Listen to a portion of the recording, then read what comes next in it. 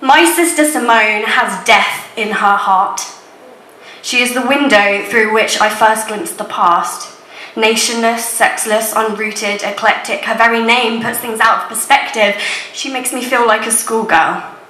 But she's the girl I ache to be. Her ancient clothes and epicene dreams gathered from all the attics of Europe. Her recognition is like a bow from a queen. She's everything a woman aspires to be. She fits inside lockets, but not mirrors.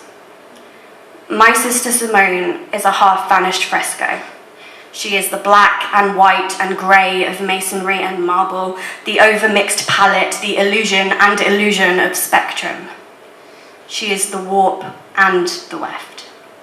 Her words are the poppy's blood and the milk Cleopatra bathed in. They are Artemis's wings and Raphael's wings. They are her playthings growing up were photos of the dead, medals and rotting laurel wreaths. I watched her melt through thick glass and pour herself into fragile porcelain teacups and crystal vases. I watched her touch the artifacts with her indefinite, sexless hands. I watched her throw her childhood in the fancy dress box. She uses the silver buttons of admirals' topcoats as conch shells, traces the lining of moth-eaten hats for lost thoughts, unbuttons bishop sleeves seeking William Blake's sunflowers. My sister Simone runs on borrowed breath. Soon the flesh the grave cave ate will be at home on her, and like the cat, padding through the temple, prowling tenement roofs, curled up in the warmth of the tomb, she has 9 times to die. She is flutes and friezes, capitals and cornices. She will harden into less than 1 grain of 1 pillar. My sister Simone is a neo-Gothic ruin, built in decay for the bats and the ivy, for the ancient plates and vagrant saints that have forgotten what bread tastes like, for the stained glass and the gargoyles keeping watch from her shoulders. My sister Simone finds terror in comfort. Snuggling under blankets conjures visions of shrouds and sarcophagi. Kisses leave traces. The pools of sex and blood and society drag me into unwilled motion, but for her, where there's fire, there's always a bigger ocean, and I'm a minor character in the succession of train tickets and journeys that is her life.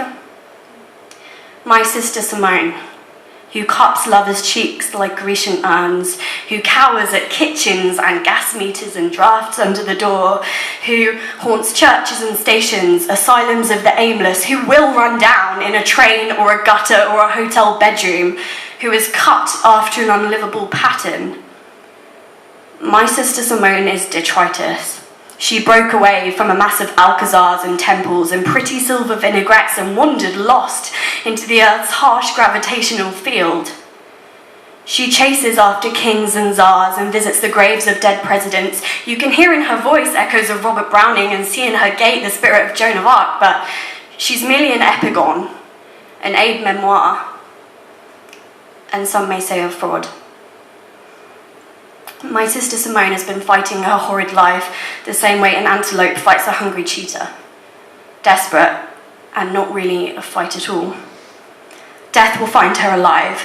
He will find her breathing and beating. The blood of princes and dark hairs tear through her veins. Death with his bending sickle will swoop and scythe her, and this scythe will either combust mid-stroke or leave her in a brutal, bloody human heap on the floor. Or perhaps she's going to end up like Sylvia Plath, her body hanging out of an oven like a melting pink crayon.